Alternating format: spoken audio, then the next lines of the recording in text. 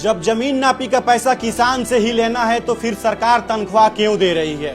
उत्तर प्रदेश सरकार कहती है कि भ्रष्टाचार जीरो टॉलरेंस, लेकिन क्या आपने कभी सोचा जब जमीन नापने का पैसा किसान से ही लेना है तो फिर सरकार लेखपाल को हर महीने तनख्वाह क्यों दे रही है। हम टैक्स देते हैं ताकि सरकार अफसरों का वेतन मिले, लेकिन यहाँ तो उल्टा है, तनख्वाह भी हमारे जेब से और काम करवाने के लिए रिश्वत भी हमारे जेब से।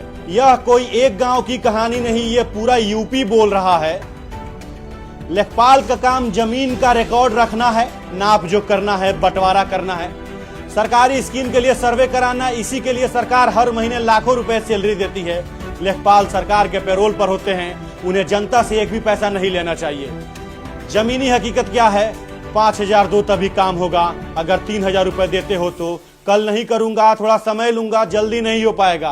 और 5 से 10,000 रुपए दीजिए तो कल परसों में आपकी नापी जमीन की हो जाती है। यह एक ओपन सर्किट है, हर तहसील हर गांव का रेट तय है, गरीब हो या अमीर हो, काम के लिए पैसे दो। यहां तक तो बीजेपी के जो कार्यकर्ता हैं, नेता है, वो भी ये पैसा देते हैं और लेखपाल से अपना जमीन का नापी करवाते हैं। क्यों रिश्वत देते हैं जब जानते हैं कि हमारी सरकार कहती है कि जीरो टॉलरेंस है, भ्रष्टाचार जीरो टॉलरेंस है। क्यों नहीं अपने सांसद और विधायक से कहते हैं कि सांसद जी और विधायक जी, आप ही की सरकार और आप ही के क्षेत्र में यहाँ लेखपाल से हमको जमीन नपवाने का 3,000 से 5,000 से 10,000 रुपए देना पड़ रहा है।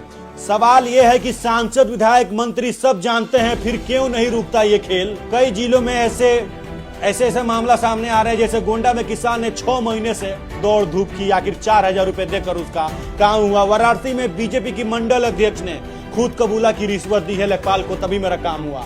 कानपुर देहात में एक महिला किसान 2 सालों से लगातार दौड़ती है लेखपाल के पास, लेकिन उनका काम नहीं होता है, कहा जाता है कि रिश्वत दीजिए। ये बताइए, गरीब किसान कहां से रिश्वत लाएगा, हर काम के लिए उसे रिश्वत देना पड़ता है। इन कहानियों में फर्क सिर्फ नाम का है, समस्या हर जगह एक जैसी है। अधिकारी कहते हैं कि कोई शिकायत करेगा तभी तो कार्रवाई करेंगे, और आपको भी पता है कि जब शिकायत मिलेगी तभी कार्रवाई होगी।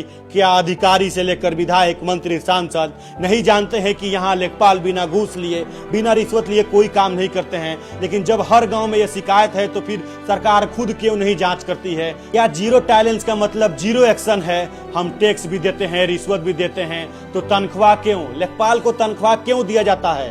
क्यों नहीं उसका तनख्वाह बंद कर दिया जाता है जब गरीब से ही रिश्वत लेके और पैसा लेके काम करना है। हम टैक्स भी देते हैं, रिश्वत भी देते हैं, तो तनख्वाह क्यों। अगर पैसा हमसे ही लेना है तो सरकारी सैलरी बंद हो जाना चाहिए उन हर अधिकारियों को जो गरीब लोगों से काम के लिए पैसा लेते हैं। क्यों पैसा लेते हैं जब सरकार उन्हें तनख्वाह देती है। अगर रिश्वत लेके काम करना है तो सरकार उनकी सैलरी बंद कर देना चाहिए और उसको रिश्वत लेके काम करना चाहिए। ये सवाल सिर्फ भ्रष्टाचार का नहीं है, बल्कि ये न्याय का है। पूरी नापी की प्रक्रिया ऑनलाइन और पारदर्शित हो, फिक्स सरकारी फीस कर दिया जाए जिसे ऑनलाइन जमा किया जाए। जब लेखपाल को रिश्वत ही लेना है तो उससे अच्छा सरकार के खाते में हमारा पैसा जाए। टैक्स तो देते हैं, एक बार और कोई फीस जमा कर देंगे, लेकिन रिश्वत देना और उसके साथ साथ सैलरी पाना, ये दोनों हजम नहीं हो रहा है। रिश्वत पर सख्त कार्रवाई और तत्काल सस्पेंशन होना चाहिए। जो भी अधिकारी रिश्वत लेता है, किसान की जमीन उसकी जान है, अगर उसे नापने के लिए भी 2 बार पैसा देना पड़ रहा है, तो एक बार टैक्स के रूप में और एक बार रिश्वत के रूप में, तो ये सिर्फ भ्रष्टाचार नहीं, यह दोहरी लूट है। अब वक्त आ गया है इस सवाल का जवाब सरकार को देना। जब जमीन नापी का पैसा किसान से ही लेना है तो फिर सरकार तनख्वाह क्यों दे रही है लेखपालों को।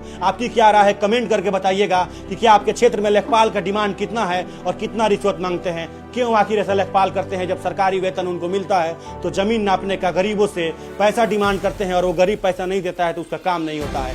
आपके भी क्षेत्र में अगर लेखपाल ऐसा काम करते हैं तो कमेंट करके जरूर बताइएगा, और वीडियो अच्छा लगा हो तो शेयर करिएगा। जय हिंद, जय भारत।